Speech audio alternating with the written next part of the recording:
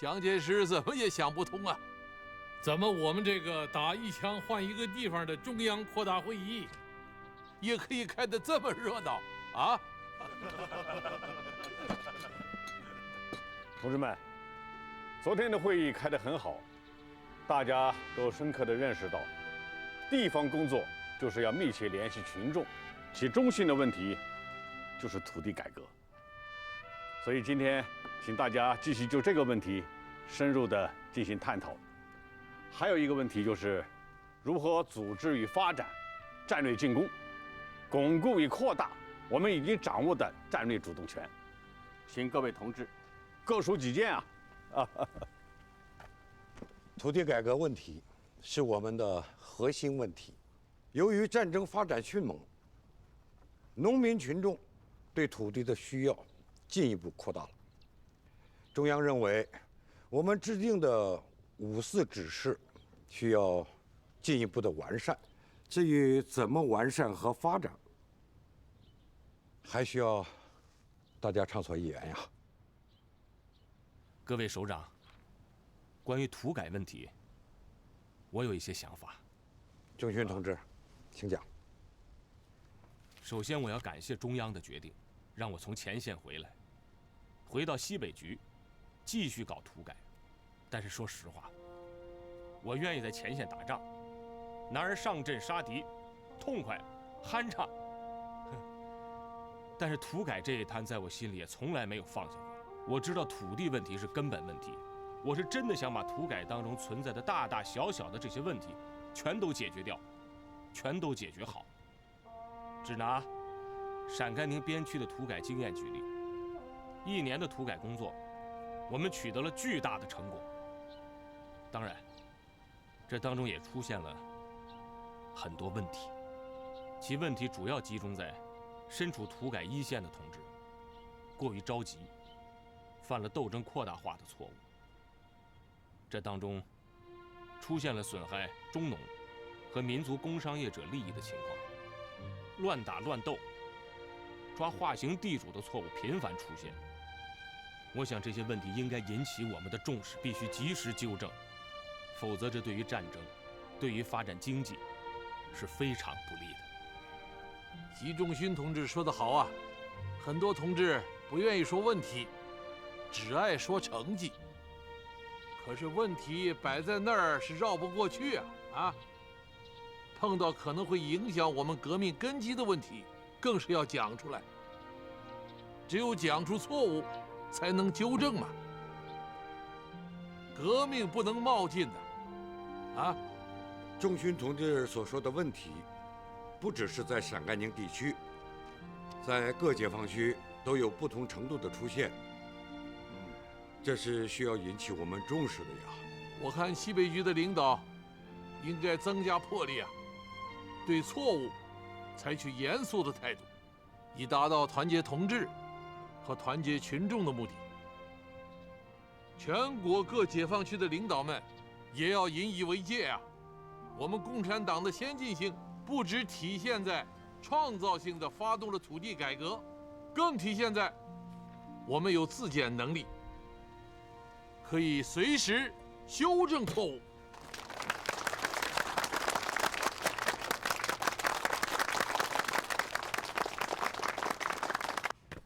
靖边县区域这几天侦察飞机发现，共军的几股力量正在向此处集结。综合情报部门提供的各种线索，我们有理由怀疑，此处很可能是共党中央暂驻地。这几天的聚集，有可能是他们正在开会。把握有多大？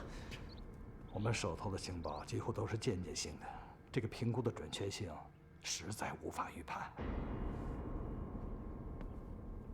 打一下就知道毛泽东在不在。我们现在还有多少兵力可以调动？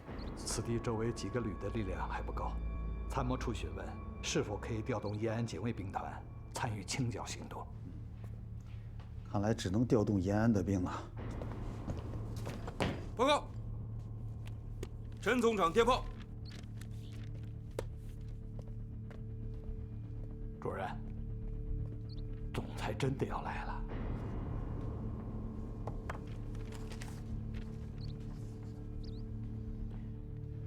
8月初就要来啊。陈总长还询问您，延安保卫情况是否万无一失？主任，那我们针对靖边的围剿行动，还能调动延安的部队吗？那还调动个屁啊！我得先调2个旅回来，首先确保总裁万无一失。那靖边这边呢？周边的正规部队、地方保安团，还有各种武装力量，全都派过去吧，只能尽人事了。是。陕甘宁和晋绥2区的统一，这很必要。2区统一后的财政问题，也要高度重视。由于敌人的进攻，边区缩小了，人口减少了，以90万人养9万人，甚至维持3个月都困难。所以，精简节约是非例行不可的。再就是打仗的问题，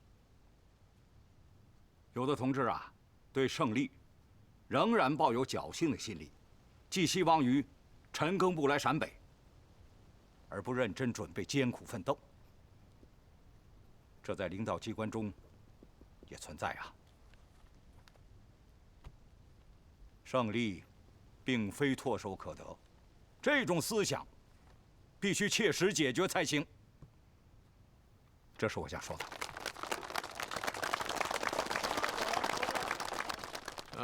彭老总说到点子上了，厉行节约，紧张备战啊。边区能维持多久？全国能维持多久啊？大家算过这笔时间账没有啊？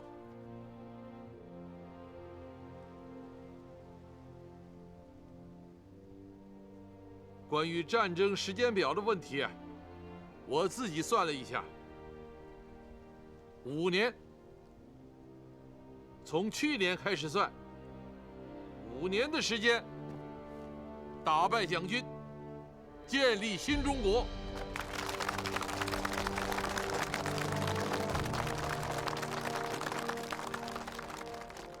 有了这个时间表，我们这个在内部传达就可以了啊，不必讲出去。还是要做长期准备，5年到10年，甚至15年，都没有问题。好，我们可以奉陪到底。我们可不能像蒋介石那样啊，先说3个月消灭共产党，又说几个月，到了现在，又说是才开始。有了这个时间表，大家要抓紧喽。我们的对策就是，主力全部转入外线，内部精简节约。现在，国民党只是在山东和陕西2处还有进攻。刘邓的晋冀鲁豫野战军集中休整10天左右，以半个月行程，直出大别山，下决心不要后放，和主力部队要从解放区内打出去，将战争从战略防御转入战略进攻。小河会议是解放战争处于转折关头的一次重要会议。这次会议为形成中央突破2翼牵制的战略进攻态势创造了条件。1947年8月7日，刘邓大军乘国民党军合围圈将拢未拢之际，隐蔽突然南进，开始了千里跃进大别山的壮举。陈毅、粟裕率华东野战军外线兵团挺进豫皖苏，陈赓、谢富治集团挺进豫西，3路大军互相策应，在黄河与长江之间的广大地区形成了一个品字形的战略态势，使中原地区由敌人进攻解放区的重要后方，变成了人民解放军夺取全国胜利的前进基地。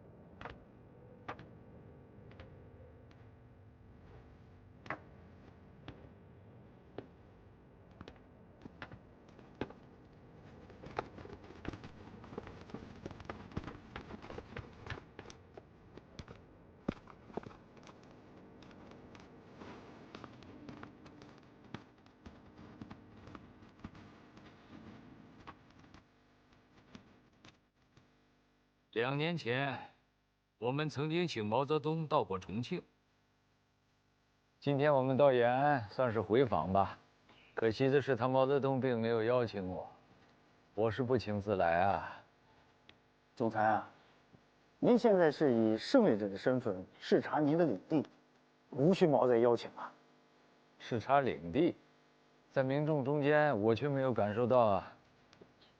寿山，你入主延安也已经半年了，思想教化方面还是停步不前啊。总裁，这里毕竟是延安，攻城易，诛心难。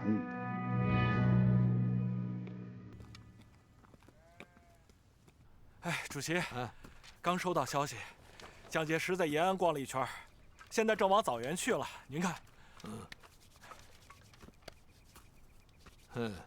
贵客临门，空城一座。我们这个做主人的在跟他捉迷藏呢。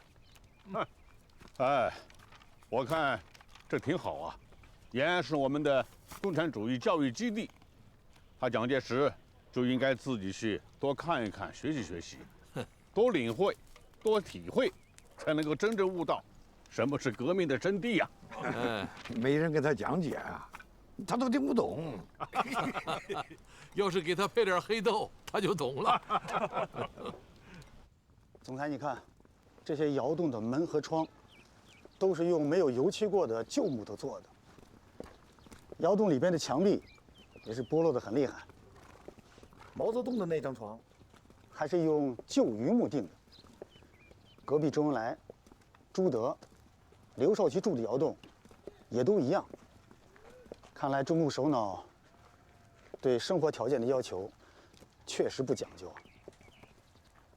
大林，你看那个，这是什么东西？这是纺车。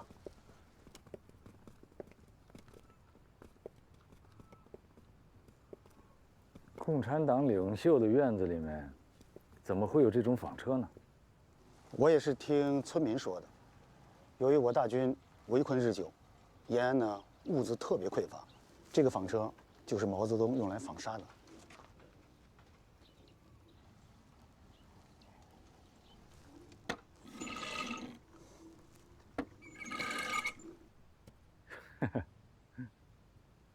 报告，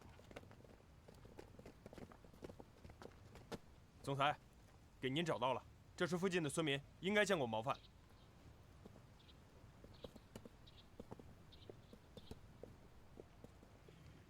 老先生，你看到过中共的首脑？那还用说，天天见。这个纺车是他们自己用的吧？第一次纺纱，还是我婆姨教他的嘞。哦，中共的这些首脑们，每个人都亲自动手做事情吗？我凭什么告诉你啊？你知道了，好去害毛主席。好好说话，别瞎说。不用害怕，你照实了讲就好。哪个当官的不劳动啊？不劳动吃啥呀？首长们和战士们一起种的蔬菜粮食啊，怎么吃都吃不完。那边的田都是八路军官兵一起开荒开出来的。王震首长是我们这儿的劳动模范，董必武首长是有名的纺线能手。毛主席啊，特别不服气，还要跟人家比试，每次都输得一塌糊涂。他们说啊，我们这儿就是不怕你们围剿，气死你们这些反动派！老头儿，怎么说话呢你？好了，带这位老先生回去。是。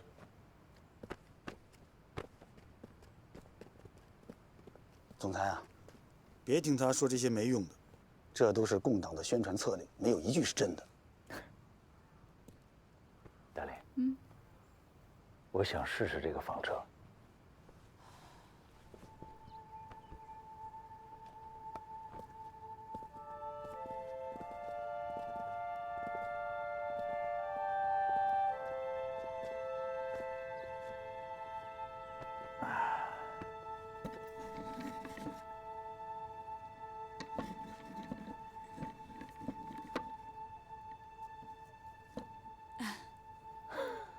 总裁，我看时间也差不多了，您可以回官邸休息了。毛泽东是住在这个窑洞里吗？对，就这间。你们先回去吧，我想一个人进去看看。总裁，大林，你跟他们先回去。好的。总裁。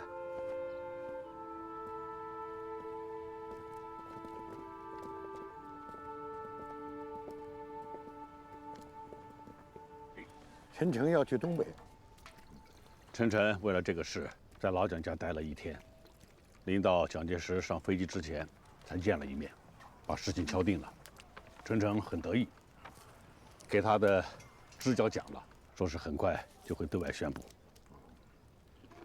熊式辉在任的时候啊，东北地区腐败横行，国统区的民众怨声载道。这也给了我们很大的发展的空间。这次老蒋派陈诚去，是想改变东北的面貌吧？陈诚这1年来啊，指挥了几场战斗，输得很惨，在军中已是威信全无。这一段时间，杜聿明在东北被林彪打得气血全无，积劳成疾，跑到上海休养去了。目前的东北市政务混乱，军务空白，所以陈诚觉得是一个好机会，想着能去东北大干一场，捞一些政治成果，来为自己扭转口碑。陈诚这个人不贪财，他贪名啊。贪图在老蒋眼里边那点分量，这样的人去东北也许能做点事情，但是无法改变官场的腐败和国民党反动派必然灭亡的命运。他们根儿上已经烂透了，谁去也没用啊。这些把名利看得很重、唯利是图的中央大爷们，倒是到了地方会造成更大的灾难。可以提醒一下林彪，他们的秋季攻势可以打得更猛烈一些，算是给陈诚上任送上一个大礼呀。在外线3路大军战略展开的同时，内线各战场人民解放军发起反攻作战。西北野战军举行沙扎店战役，华东野战军山东兵团进行胶东保卫战，晋察冀、晋冀鲁豫部队分别组织清风店、石家庄、运城战役。东北民主联军发起秋季攻势。内线、外线各战场的紧密配合，构成了人民解放军战略进攻的总形势，标志着解放战争战略格局发生了根本性的转折。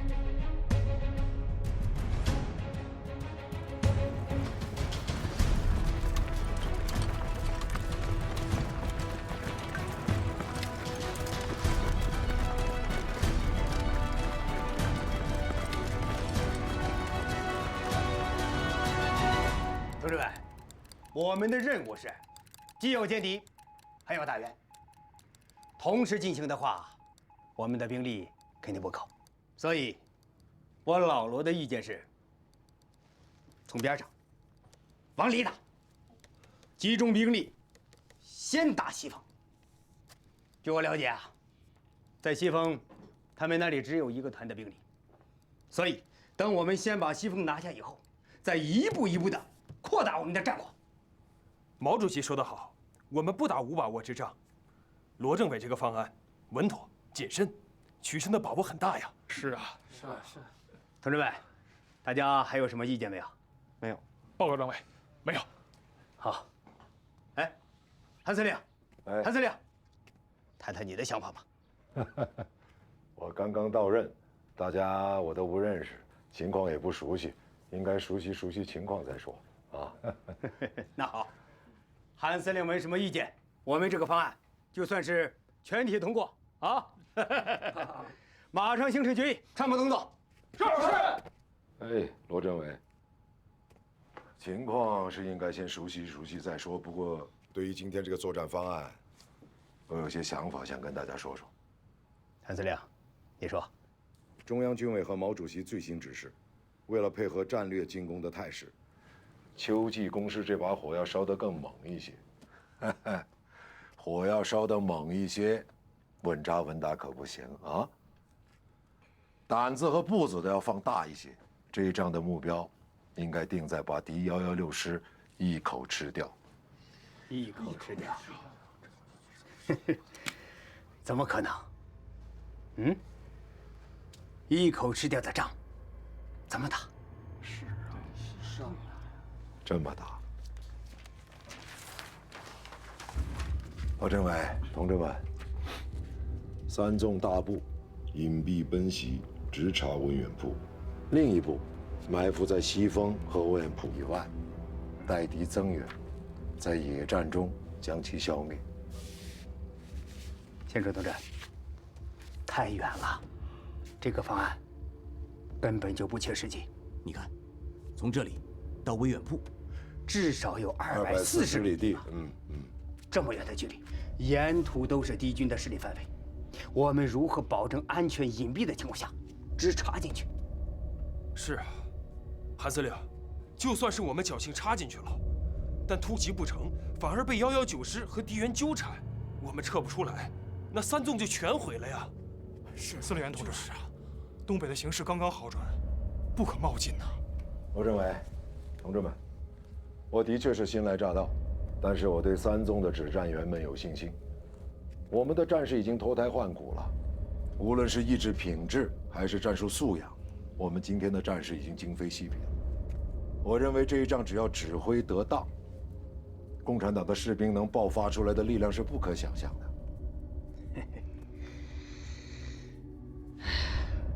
我还是保留我的意见，要不我看有个战，老规矩，我们2个方案都上报总草。好。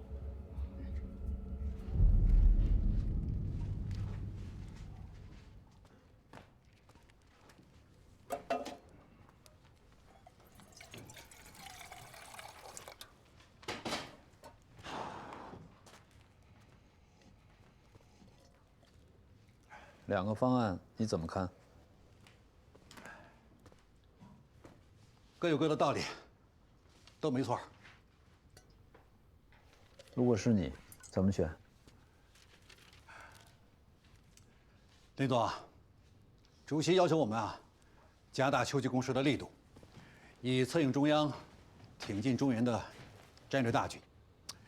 另外呢，也为了东北以后的大规模战役打下良好的基础所以呢，我觉得这个魏源铺之战一定是大战，而且得胜，还得是大胜但是先楚同志这个方案太险了。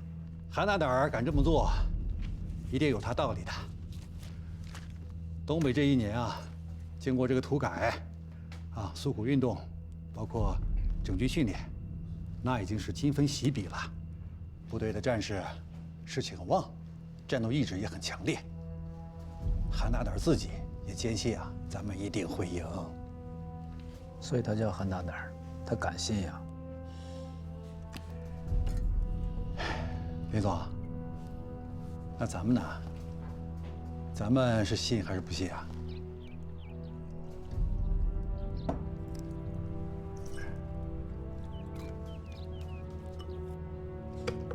让3纵全力进攻，派1纵负责打援，解决3纵的后顾之忧。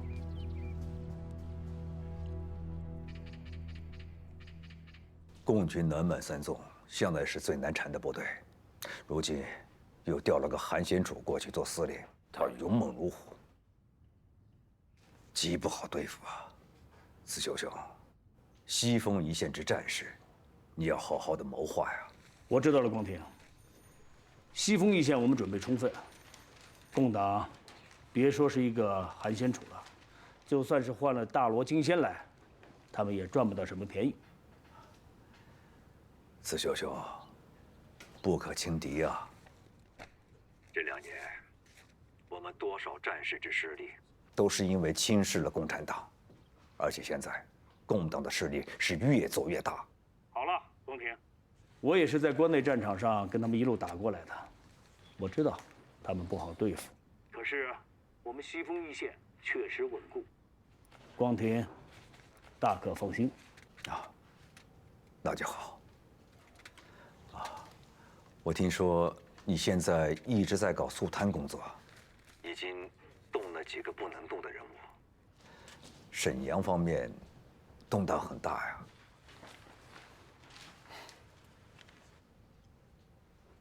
慈修，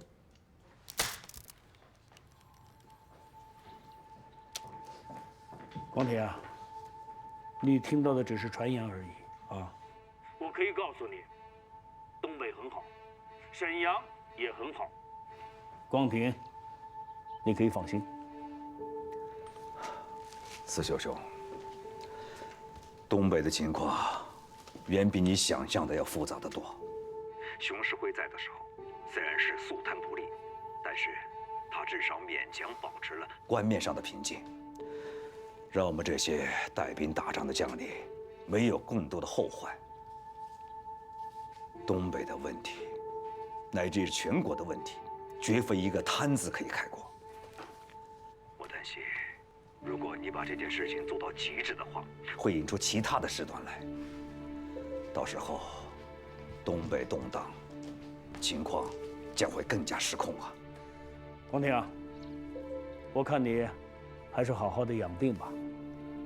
我知道这些话你不爱听，可是这都是我的肺腑之言呐。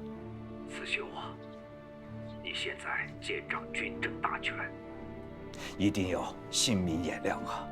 在军事上，你可以多听听桂廷的意见；在政治上，一定要兼听则明呐。抱歉，光庭，我还有一封总裁的重要命令要看，就先说到这儿了。祝你早日康复，再见。慈修。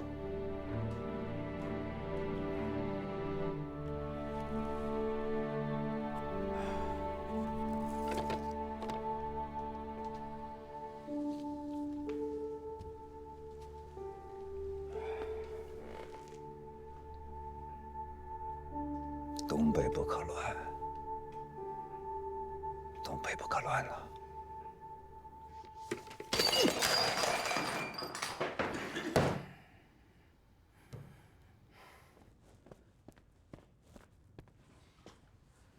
主任，捡重要的说。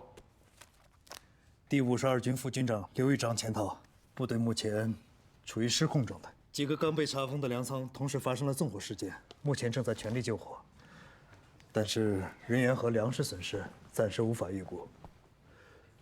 再就是刚刚被合并的保安大队3支队和9支队队长不默，发生了严重的械斗，已经动枪了。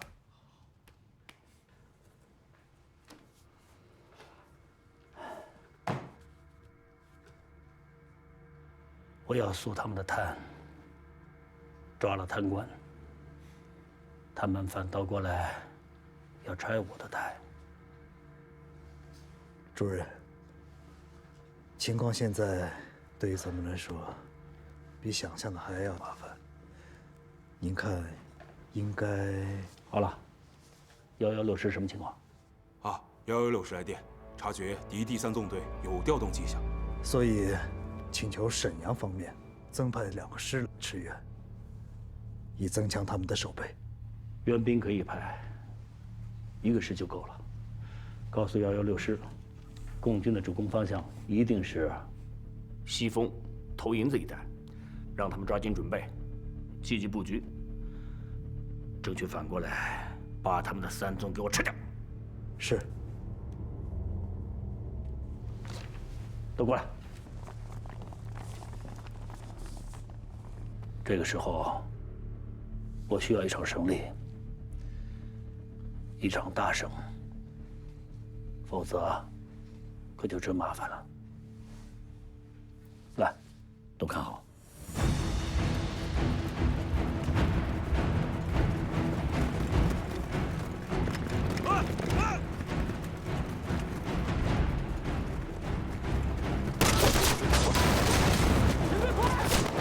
保持战斗队形，走！有你们的，不打！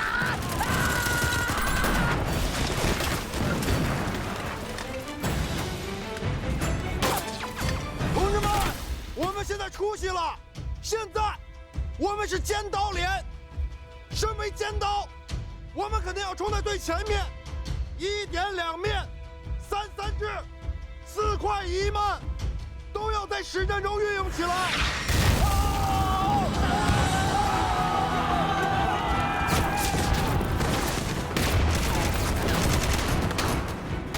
大志带下，一个也别落下，上！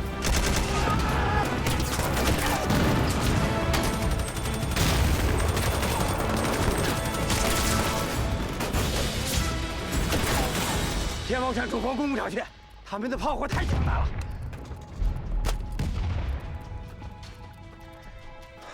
他们的炮火密度比我们高，精度也够准，咱们的炮不行，够不上去。必须拿掉他们的炮火阵地。咱们的大炮本来就没有他们的炮多，再加上长途奔袭，咱们的炮能带过来的就更少了。再不拿下天王峰，我们真就被困这儿了。报告，走！报告首长，炮团2营已经主动离开原阵地，向敌方阵地靠拢。看来又要大炮场刺刀了。新阵地在哪儿？在这里。我们可以出其不意，敌进射击。不行，太近了。啊！要干什么？老罗，你替我指挥。替我指挥。哎，首长，你要去哪儿？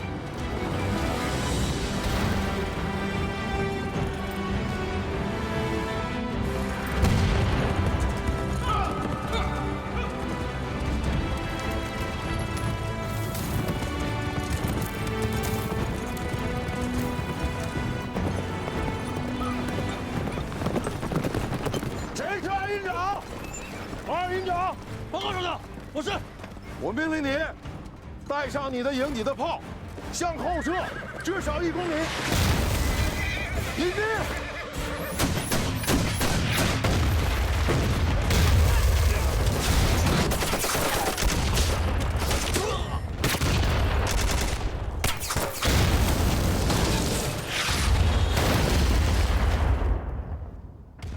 哎呀！很大胆儿，可惜这是近门炮。报参谋，上！敌炮位阵地摸清楚没有？报告，敌炮位阵地做到已确定。来一轮急速车，把他车体给我抹平。是。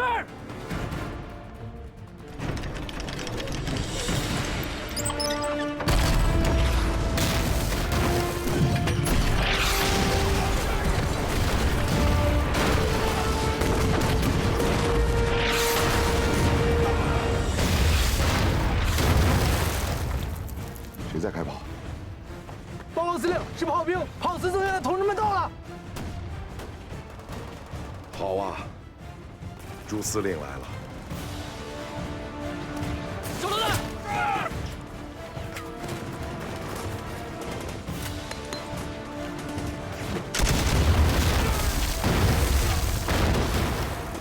冲！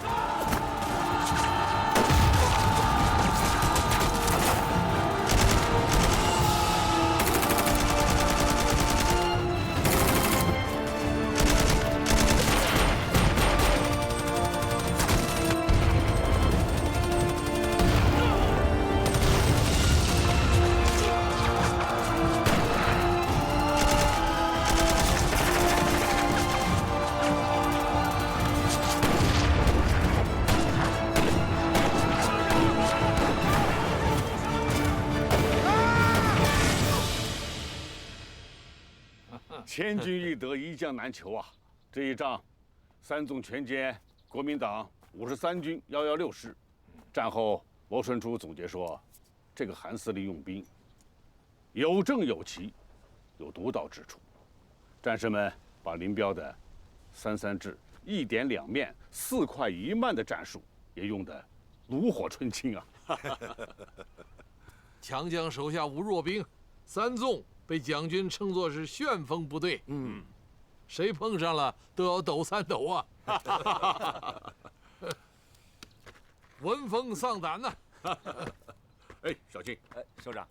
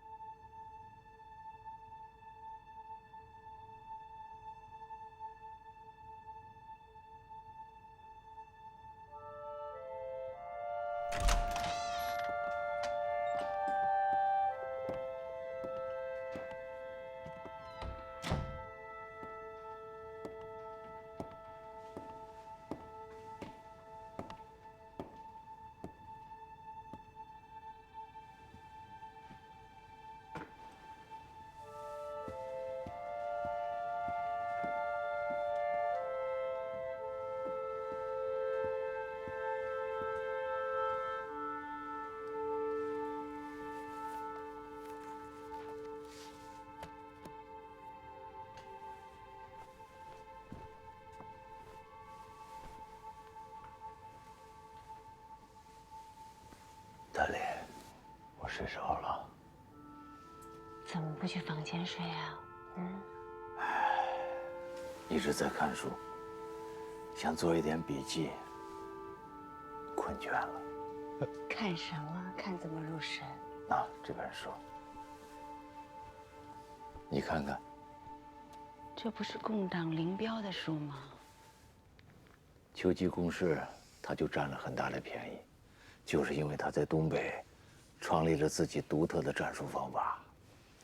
论战术，我们不更是人才济济吗？我们那些教授啊，只晓得死搬硬套。林彪是在东北结合实际情况，因地制宜搞出来了一套战术方法。以前共军的士兵冲锋的时候只晓得往前跑，可是现在不一样了，他们就采用了3-3制，啊，以小组为单位相互配合往前进攻。还有，他搞了一个1点2面，4快1慢，在这个威远铺战役当中，典型的就是采用了这种战例，所以他也占了便宜。还有在上个月的时候啊，我们最近总是打败仗，也是因为这个。我现在就是担心啊，手下的这些人，没有几个会去认真的研读啊。大力，你也不要置气，也许他们根本就看不起共产党打仗的土办法，认为凭黄埔学来的正规作战方略更有取胜的把握呢。你看。坏就坏在这个看不起。讲句实话，我们现在没有时间，也没有资格看不起共产党和共产党的军队了。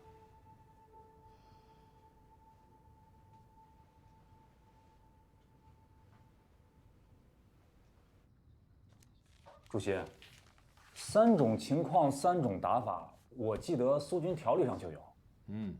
是有啊。不过，林彪同志把它写得更形象、更具体明确了。针对我们的战士，就该用这种方式，把战术原则形象化，变得通俗易懂、简明扼要。主席，我还听说蒋介石对咱们这套实战体系非常推崇，向全国的国民党军大力推广。蒋介石也算是知兵之人呢。不过，想要在他们军队内部推广，他们缺的哪里只是这2本薄薄的书哦。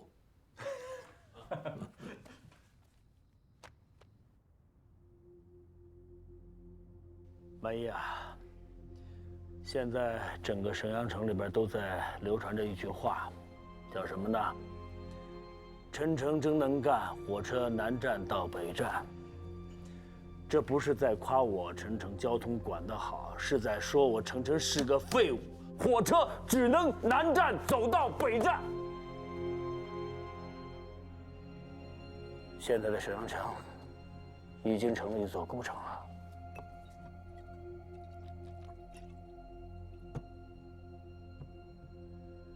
满意。